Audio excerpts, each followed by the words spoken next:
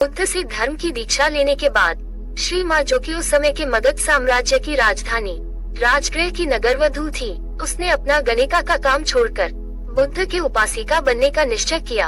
श्री माँ राजगृह की सबसे सुंदर और अमीर स्त्री थी, लेकिन अब उसने अपना सारा समय बौद्ध संघ की देख रेख, भिक्षुओं की आज्ञा पालन और दूसरे अच्छे कामों में लगाना शुरू कर दिया।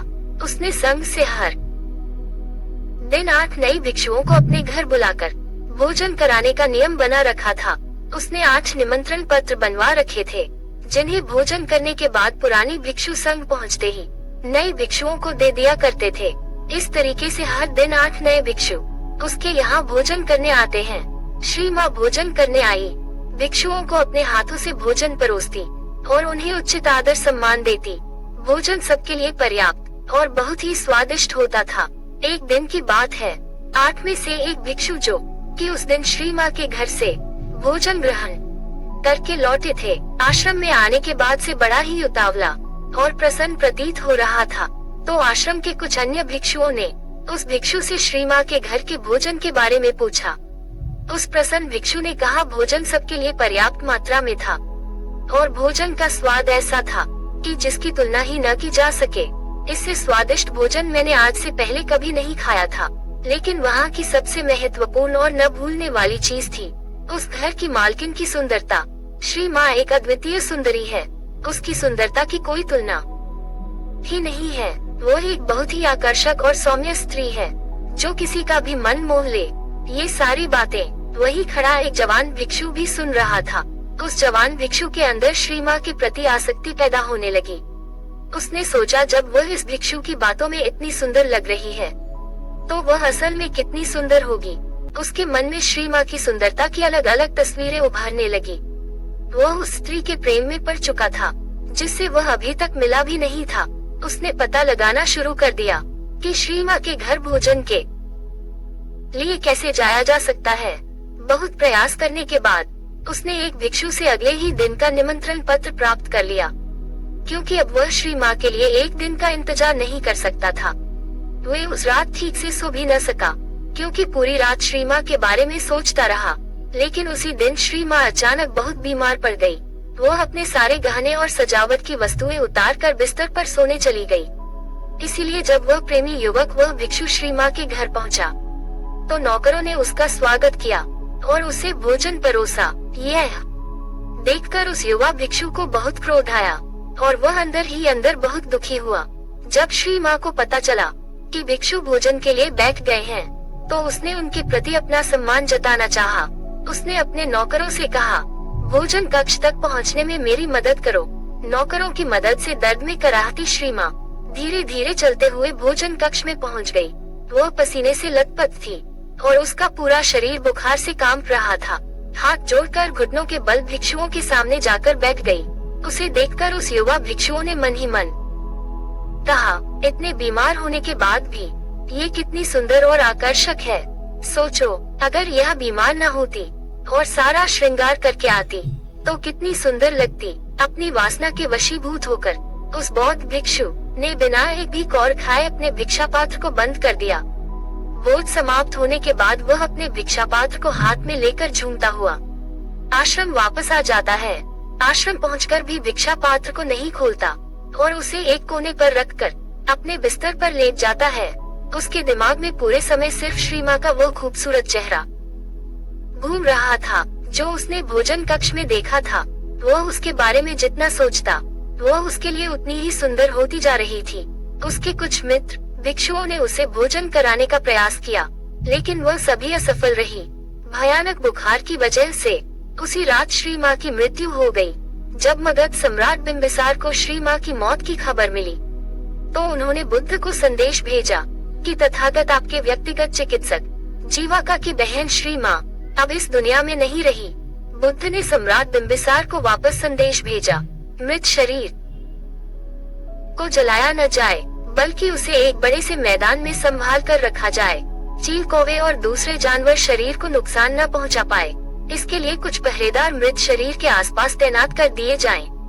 3 दिनों में मृत शरीर सड़ चुका था। शरीर के फूलने की वजह से चमड़ी फट गई थी और उसमें से कीड़े निकलने लगे थे। आसपास का सारा वातावरण दुर्गंध में हो गया था।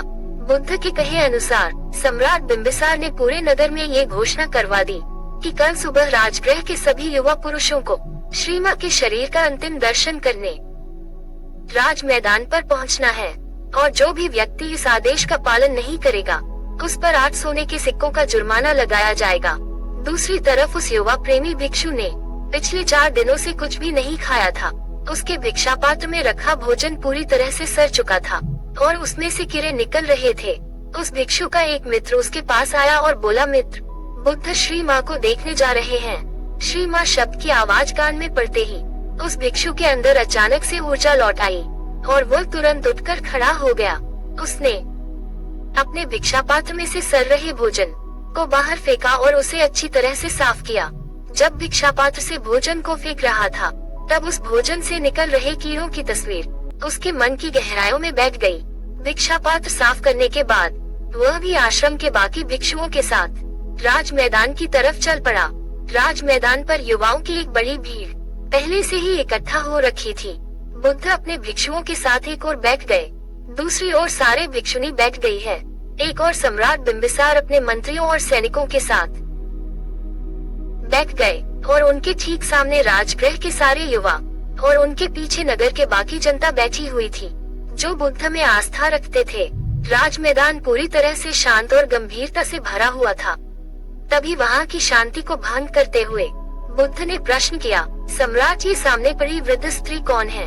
सम्राट ने उत्तर दिया, श्री मां, जीवाका की बहन और राजगृह की नगर वधु। ये सुन बुद्ध ने कहा, श्री मां राजगृह की नगर वधु, चलो अभी सच्चाई का पता लगाते हैं। बुद्ध ने थोड़ा ऊंची आवाज में कहा, आप में से जो भी व्यक्ति 1000 सोने के सिक्के देगा वह श्री मां के साथ एक रात बिता सकता है। इतना कहकर बुद्ध भीड़ की तरफ देखने लगे। एक भी व्यक्ति ने अपना हाथ नहीं उठाया। बुद्ध ने फिर कहा, 500 सोने के सिक्के। अभी सब चुप थे। 100 सोने के सिक्के, किसी की कोई प्रतिक्रिया नहीं। 50 सोने के सिक्के, बस चारों तरफ सन्नाटा था। सिर्फ एक सोने का सिक्का, कोई प्रतिक्रिया नहीं। मुफ्त में अभी किसी ने कोई इच्छा नहीं दिखाई। बुद्ध ने कहा, देखा भिक्षुओं, यह वही स्त्री है जो 4 दिन पहले तक नगर के हर पुरुष की चाहत थी। सब इसे अपनी इच्छा पूर्ति का साधन समझते थे। इसके साथ एक रात बिताने के लिए हजारों सोने के सिक्के देने को तैयार रहते थे। एक दूसरे को मरने मारने को तैयार रहते थे। लेकिन आज उसी नगर में उसी स्त्री के शरीर को कोई मुफ्त में लेने को भी तैयार नहीं है। यही हर इंसान के शरीर के साथ होता है। हमारा शरीर अल्पकालिक और नाशवान है।